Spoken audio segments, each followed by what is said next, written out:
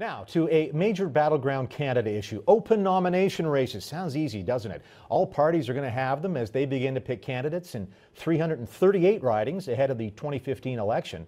But already both the Tories and the Liberals are finding it, well, a little painful to live up to the whole idea of an open and transparent nomination race. The Conservatives lost the executive director of their party, Dimitri Sotis, this week after the party learned that he was unfairly pushing his girlfriend in a nomination race. His girlfriend is MP Eve Adams. She's in a tough fight in the GTA. And Justin Trudeau, as we know, we've reported on this show, has got some Liberals pushing back at him after he banished a former candidate from trying to run for the Liberals in a by-election that's going to happen in Toronto. This week on the George Stroumboulopoulos program on CBC, Trudeau was asked how he could square his oft-proclaimed commitment to open and transparent nominations with the decision to just banish a candidate.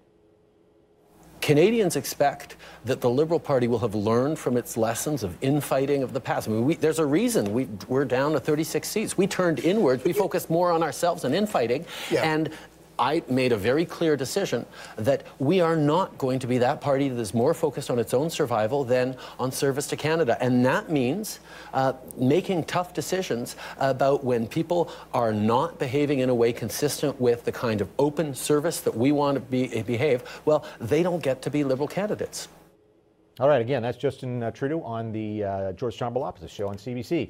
Now, one guy, when I think of the way it used to be, grassroots and reform days, that'll be Rick Anderson. He's joining us now from Toronto. Rick, I may be thinking it once was a glorious day where the grassroots controlled everything. I know it's sometimes like herding cats when you promise to say, we're going to let the grassroots do it.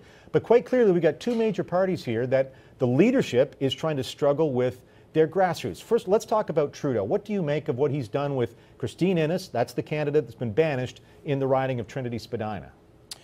Hi, David.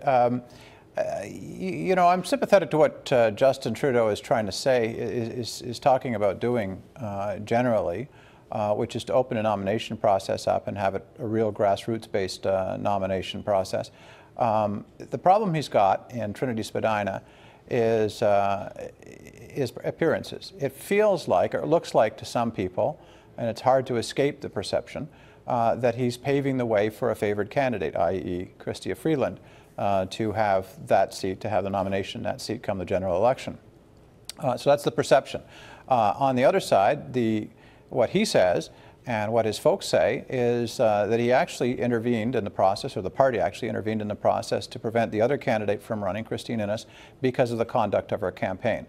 If that's true, then I think they're probably on the right track. The parties do need to be able to establish some ground rules and make sure that these open nominations are run fairly and without bullying tactics or other kinds of things that, that can be counterproductive and undemocratic.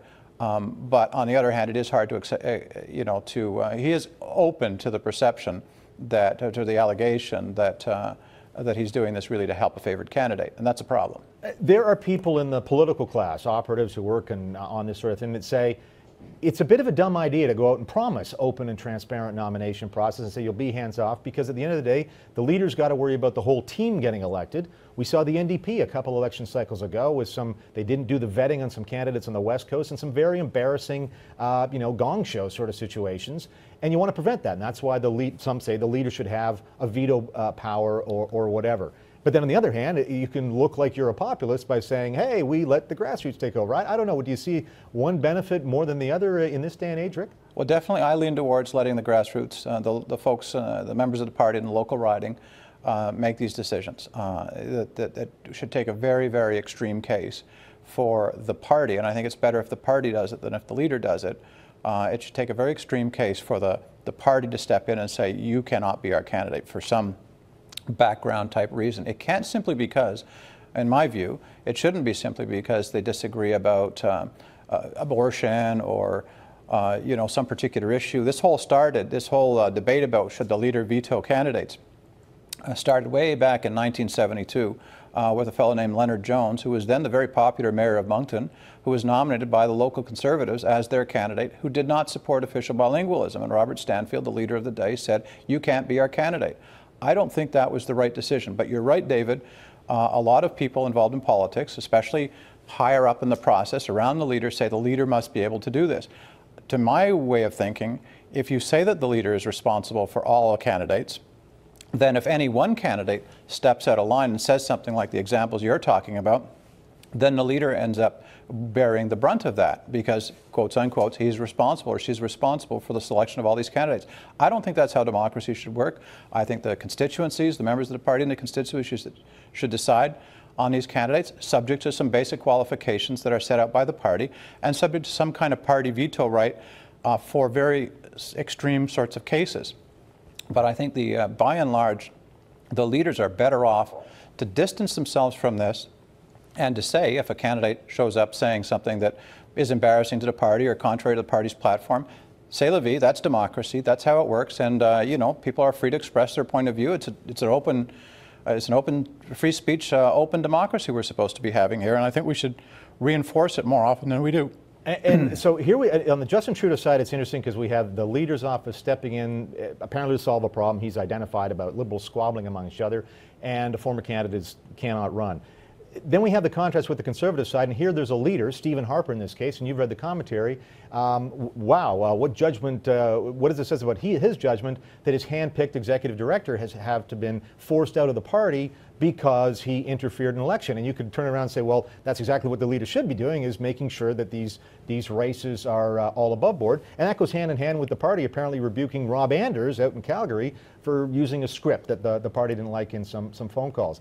So just give me your thoughts on the Conservative side. They're trying, I guess, hold up the grassroots side of things.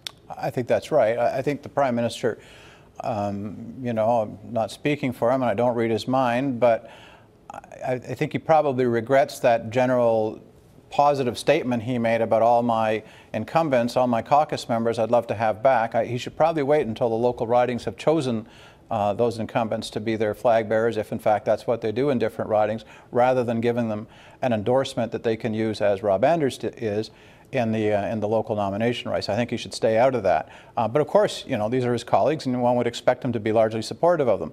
I think what he's done with respect to the Eve Adams situation, Dimitri Sotis thing, I mean, people can lambaste him for the mistaken judgment, if that's what it was, in putting Mr. Sotis back in that position or in that position.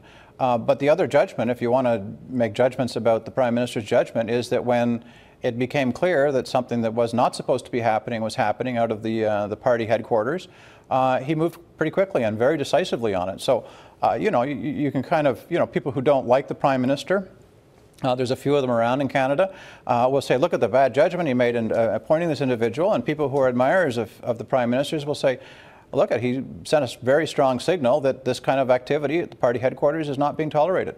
Rick, I just want one last quick, I'm almost out of time. There's been some suggest maybe a way to have a balance of this where the leader or the party, there's somebody who's got a veto, and yet the grassroots still have control, is to say, why don't we have a regional nominating officer, a provincial nominating officer, or one for the GTA or whatever, and every candidate has got to go through that person. It's not the leader who signs off, but this interim person. Do you think that's got any feasibility? You know, like I said earlier, I believe that where a veto needs to be exercised, it should be done by the party, some mechanism like the one you're talking about, maybe more broadly based than one individual. In the old reform days that you were referring to earlier on, there was quite an elaborate process where if a candidate was to be disqualified, the local riding association and the National Council both had to sign off on that. And so, you know, there are safeguards against abuse of that process by the leader. It can't just be their own favorites. But you remember, you know, it's all politics, and if you remember the old saying, if you admire sausages and legislation, you should avoid witnessing either being made. And indeed, I like both. That's my problem. You and me both, probably. Rick Anderson joining us tonight from Toronto. Thanks so much. Great to chat with you. Nice talking to you.